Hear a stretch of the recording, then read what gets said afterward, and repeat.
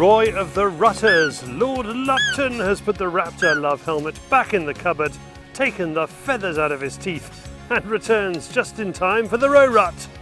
They think there's no way that wobbly bloke is going to shoot me. Ever wondered how to stop a going away chandelle from getting away? Well, it'll help you shoot better. Ben is back with the latest in Game Ball's Smokin Targets series. We have news, we have lots of news. We have hunting YouTube, we have more news. Welcome to Fieldsports Britain.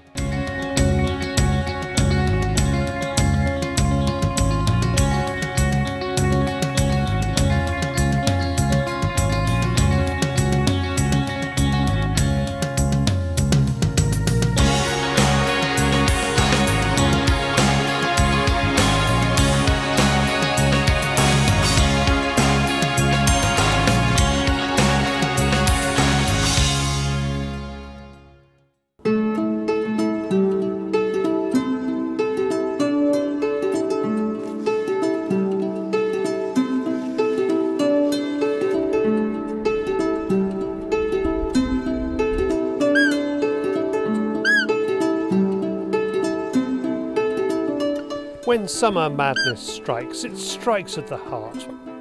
Not just for the row, but for the Roy too. Where in Hampshire, and Roy's modus operandi is to shower this area with the tune of the buttolo. This has always been his jazz flute of choice. Replicating the sound of a young deer, it offers the chance of romance. To the buck, the audible cue is received loud and clear. Find fawn, find fornication. Finally, the end of the breeding season has come. Not my breeding season, but obviously we've been away with the birds, and I've had a lot of time dreaming about getting out for the row rut again, and here we are. Before we know it, it's happening. So yeah, I think we are the 29th today, so we should be well and truly into the rut. Everybody should be feeling it, and it's just so nice just to get out. And I think that's one of the most important things when you're stalking, especially in today's hectic lifestyle. When you come out, then you just got to take a breath, just relax, watch nature, watch everything that's going on, and take it in, and just go at the pace of everything around you. So, yeah, as I say, it's very, very good for you. Your pace is always slow. My pace is always slow and slightly wobbly, unfortunately. But yeah, it's. I think that's why I do so well. They think there's no way that wobbly bloke is going to shoot me.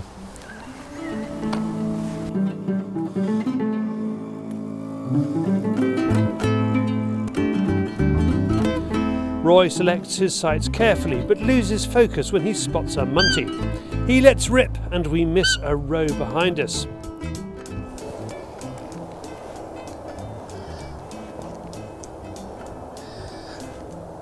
Number one lesson, don't get carried away with looking at muntjac when you're row stalking. I'm trying to call them, focus on your target, focus on your species. Because we were just calling the little muntjac up there, just having a bit of a giggle. And I just had a horrible sensation that something was coming behind us. Look, Rodney.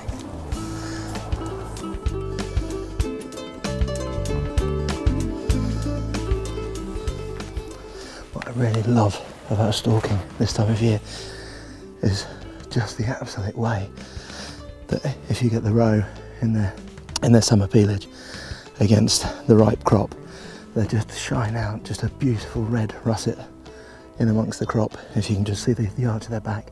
Otherwise you've got to be looking for ears and the tops of heads. But it's just absolutely gorgeous. And again, whenever you're out and you see that, and you just pick up that little hint of colour, and the excitement begins.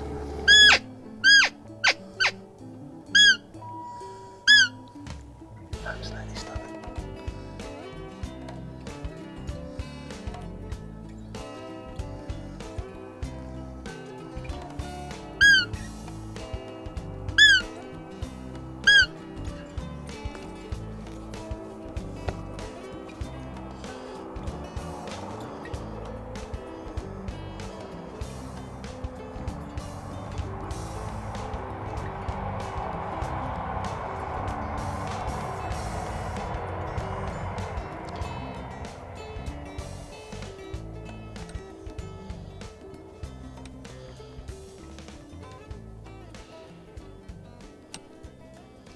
trying to assess what his head's like.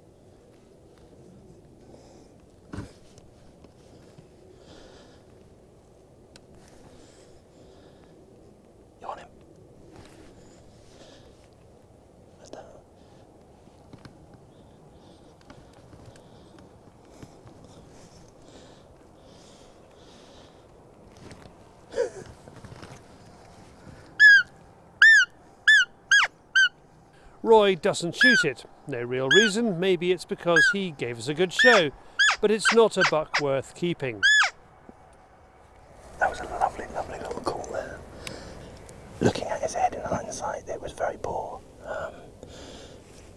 It was just breaking out at the top, so he wasn't quite a single spiker.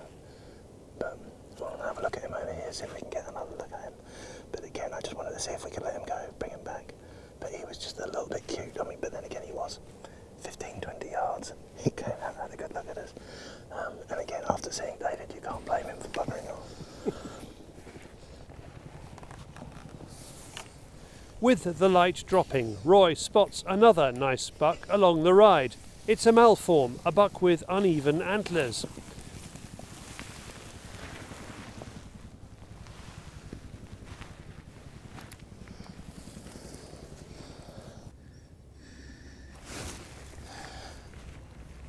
You got him.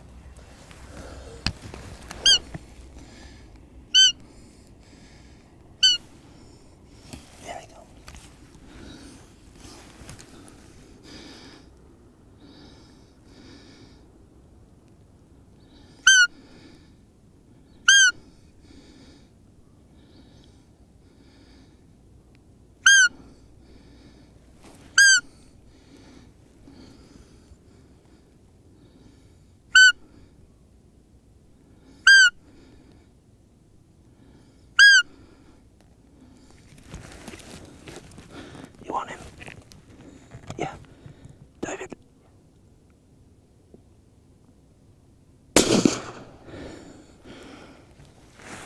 He chooses a neck shot. The 2506 soft nose would have destroyed the meat if he'd chest shot it.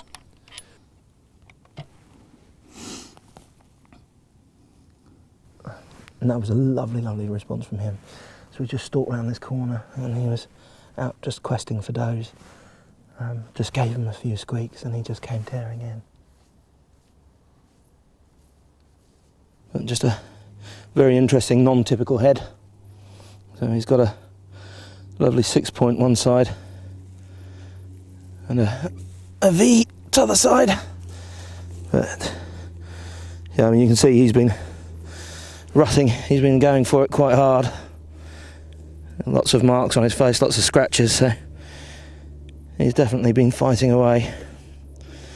So we just took a neck shot on him as he was coming in. So we've got the entry just here, just below the chin, and then took the neck out beautifully and left everything intact. So I don't like taking more than one buck in the rut every time we're stalking because it's just nice to get out and enjoy it and see everything going on. As I say, I think we've got a few to catch up on. There's certainly a good few on here, and we need to start making a few inroads into the boys. And then obviously the most important part of any deer management is making sure you catch up with the does or the hinds in their season. So as I say, a glorious day, a glorious finish, and some beautiful responses. As I say, the second buck that we called in that came from the wood line, he was really, really lovely. Just came down and was having a bit of a nose about. This lad, I think, had seen it all before. He was definitely on his toes. He came charging in. Again, he didn't want to come too close, and I think he was just about to turn and go. But yeah, we've probably met before. Roy has a peek inside the stomach. He's wondering if the sea of wheat is attractive to the roe. So what I wanted to do, because obviously a lot of people do moan about the amount of crop damage that deer cause. I mean, okay, I know deer can cause crop damage by going in and couching up in the crop and flattening it, and obviously at the start when it's all sprouting. But after seeing the way that they manage farming and large numbers of game over in Sweden, and speaking with the farmers over there, they say that they can support a much higher number of game than you would imagine on agricultural land. It was quite interesting because we just wanted to do a quick experiment and have a look at the stomach contents of this particular deer, and most of it in there is browse. I don't know, I wouldn't like to even guess the percentages, but it's grass, leaf as I say, browsing and grazing combined, and very, very, very few grains. So you know, maybe a head or two. I wouldn't even say that it's eaten from the crop. So yeah, certainly not destroying the crop at all, and just mainly feeding about and feeding on the surrounding grass margins. It's been a lovely evening stalk, and all it's done is whet someone's appetite. Just like you. Thank you, Roy. And you may have noticed that Roy uses Leica kit. Well, one of their most popular products, the Leica rangefinder, is available in our shop for an amazing price. Support what we do. Go along and have a look. Now, someone who always comes when Roy squeaks, it's David on the Fieldsports Channel News Stump.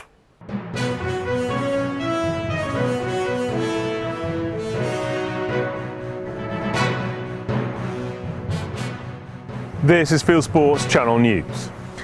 Chris Packham has lost the latest round of his fight against pest control, while Justice has withdrawn its legal action against the government over the general licences, saying it has run out of time.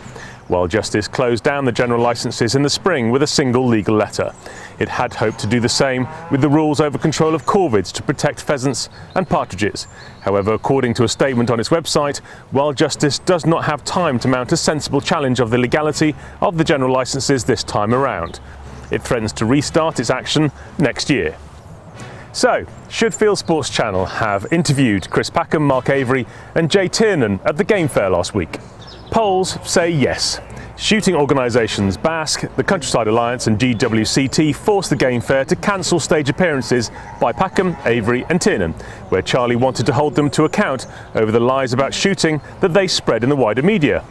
Unfortunately, the shooting organisations cited safety concerns, which allowed Packham to criticise shooters as unsafe in the media. As well as overwhelming support from Game Fair goers to all Fieldsports Channel staff at the show, a Shooting Times survey of readers came out 81% in favour of interviewing the trio.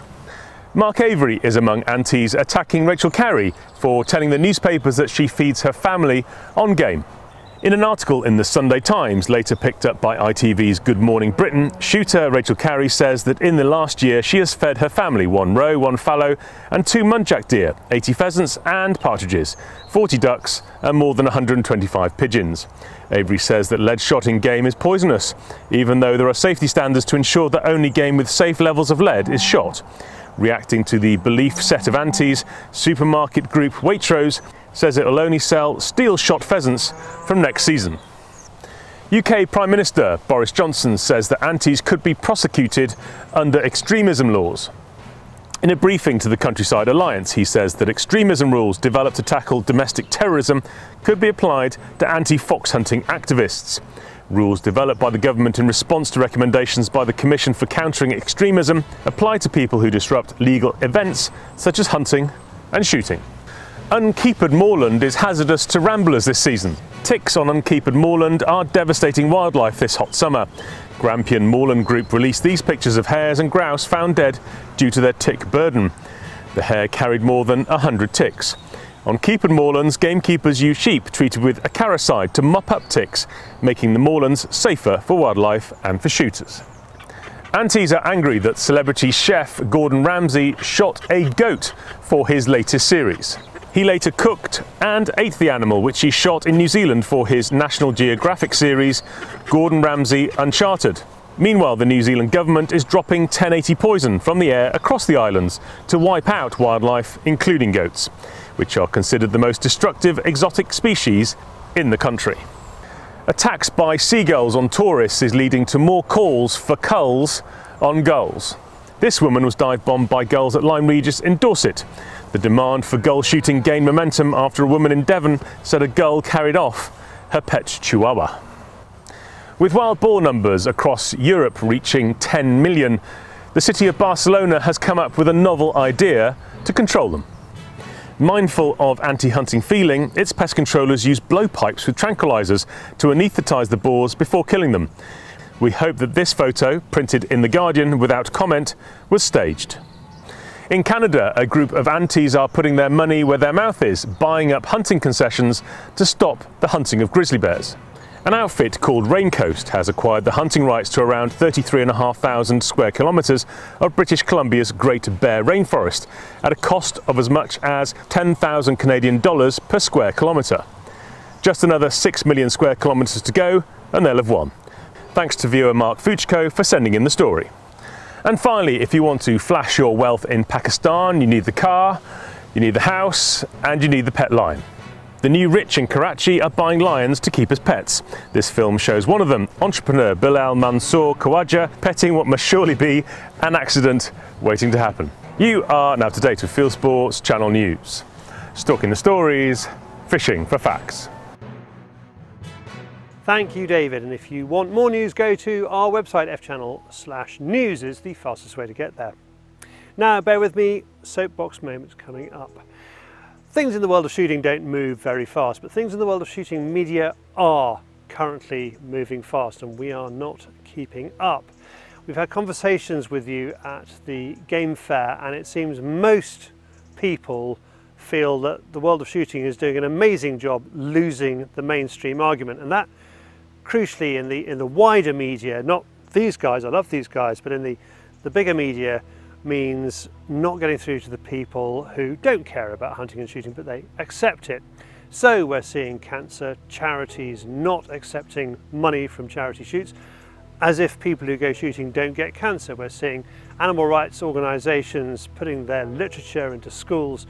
We're even seeing the poor old British shooting show get hit when the NEC decides to ban hunting outfitters without a conversation.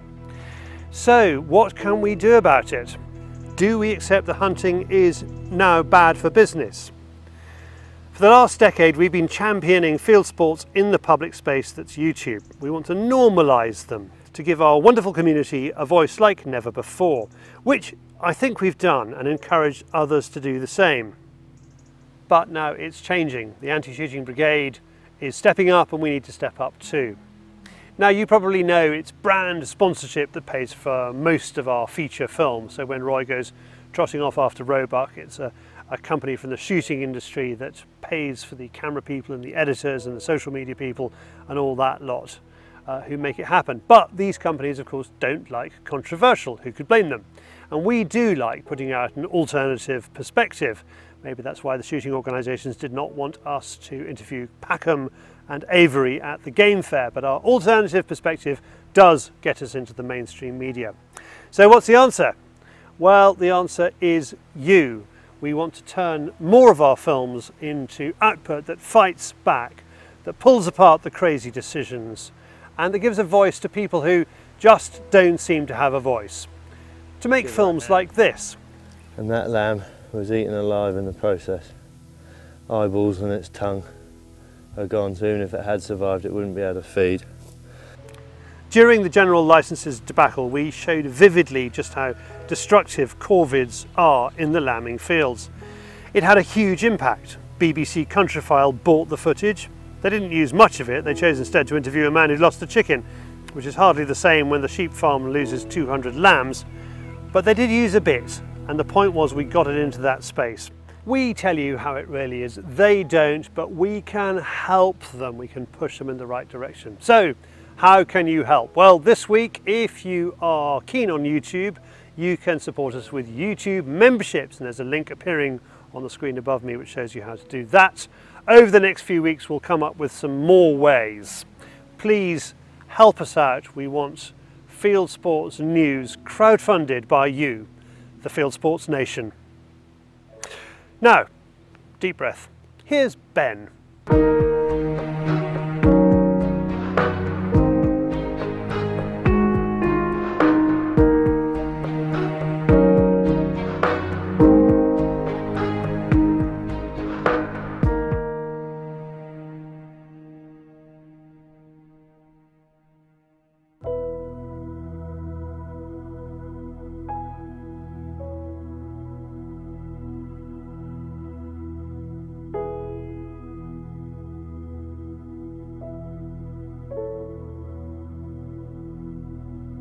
Okay, after all the requests that came in for what these segments should be, the actual going away chandelle was the most popular, liked. So as I've stated before, shooting grounds are getting smaller, so the big crossers are actually, we're seeing them less and less because they take up too much ground. So I think the quartering chandelle was one of the things you wanted to have a look at. It was, as well, yeah. James. It's probably so, a target that I do struggle on. yeah, to be fair, it's a nasty target because we see how fast it is. Yeah. It covers so much ground, and we know it's in transition. So we've got quite a nice one set up off our right here. So if you just take a look at one, tell me your thoughts when you see it. Pull. Call loud, Harry. It's right over there. One more time. Pull. So what's your initial thoughts when you see that? It's very fast, isn't it? It's a fast target. It is, yeah. For me, there's nowhere easy to take the shot. No, it's a confident shot. You've certainly got to trust what you're about to do. So before you tell me too much information, let me see you shoot a couple and see how you approach it.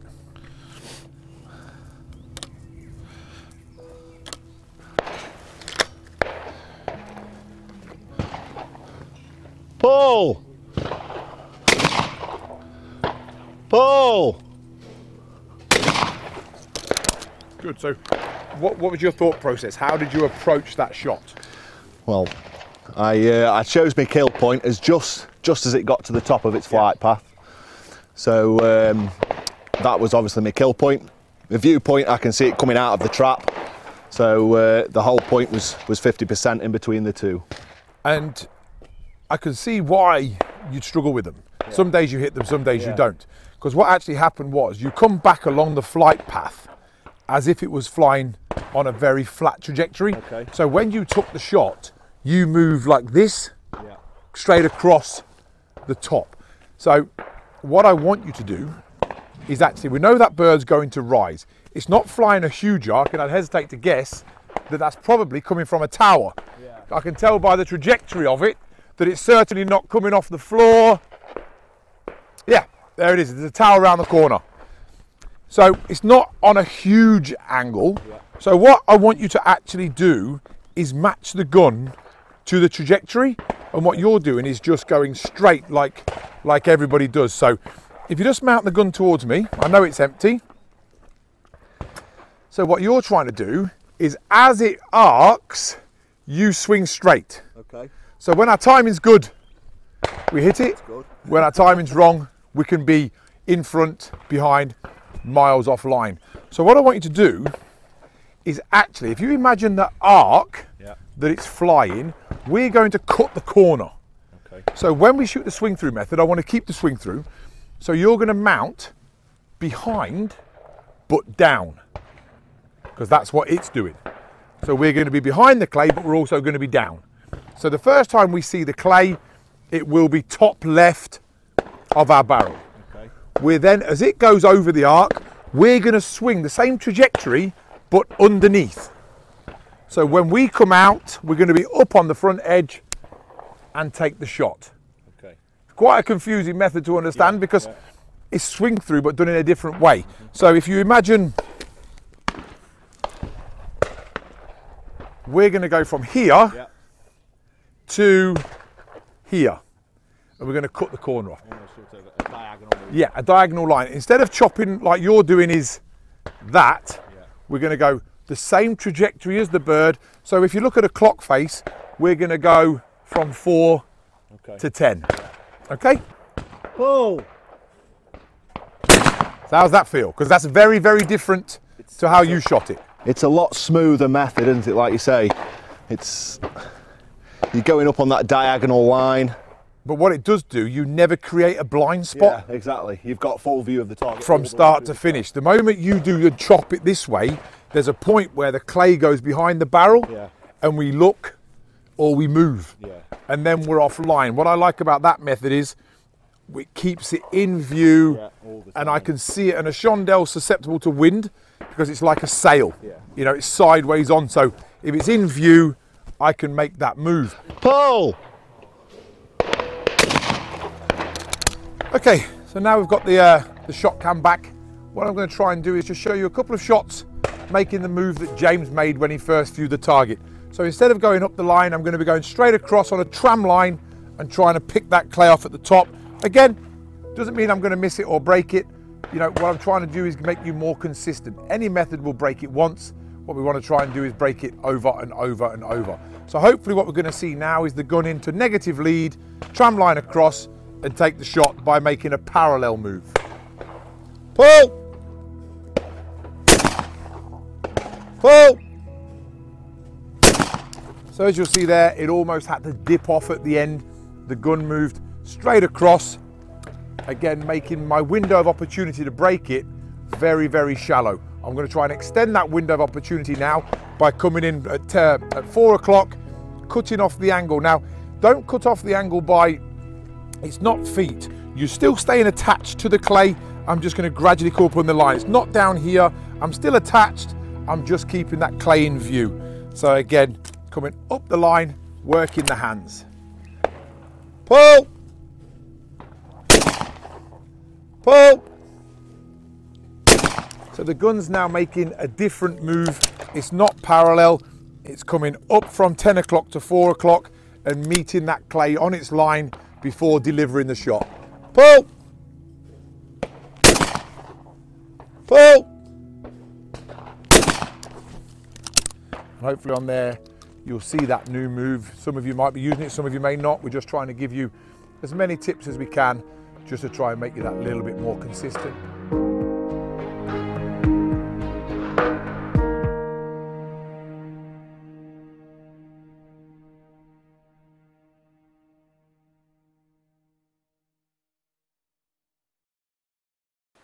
Thank you, Ben, James and Gamebore. And if you want to see where you're going right or wrong, we're now selling shot cams in our new look shop. Go and have a look around at that.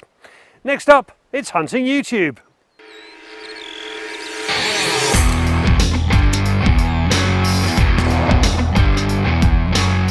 This is Hunting YouTube, which aims to show the best hunting and shooting videos that YouTube has to offer. It's all about roebuck on YouTube at the moment. The rut is well underway across Europe. In this film, Wald and Wild TV offers footage of all kinds of wildlife he finds while out after deer. It's a similar story from Der eine Jäger in Germany. Plenty of wildlife to watch, and like Wald and Wild, he is shy about showing the shot on YouTube. Back in the UK, Welsh Fieldsports is out helping a farmer by looking for rabbits and foxes with Yukon and Night Sight Night Vision plus 2.2 and 1.7 HMR. More pigeon shooting from the South Somerset ferreters. Jaff Jefferson is enjoying back-to-back days. I missed this the first time it came out. This is the short version of Bear Hunting Magazine's popular $100 squirrel video, which it has entered into the 2019 Backcountry Hunters and Anglers Film Festival. Serval Channel is on a driven hunt in Croatia. This he promises is the best wild boar-driven hunt in Pisanica Bilagora. Hope I got that right. Anthony Avini is in Tajikistan after Marco Polo sheep. It's another sumptuous production in the wild uplands of the Stans. And finally, Deer Meat for Dinner goes maritime. After spending a few minutes embarrassing a woman from Texas called Yaya, they get into the catching, cleaning and cooking of lobster. Inspiration for anyone planning a beach holiday this August. That's it for this week. I've put all these films into a playlist for you. Click on the I symbol top right or check this film's description. If you have a YouTube film you would like us to pop into the weekly top 8, email me the link, charlie@fieldsportschannel.tv.